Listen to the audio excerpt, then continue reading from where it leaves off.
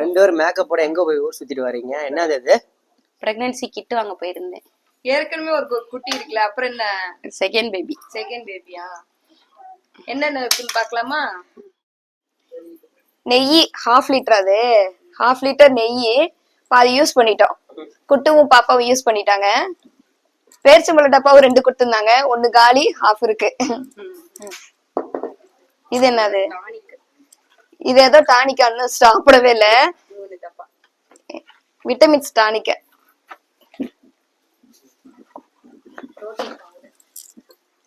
protein powder 2,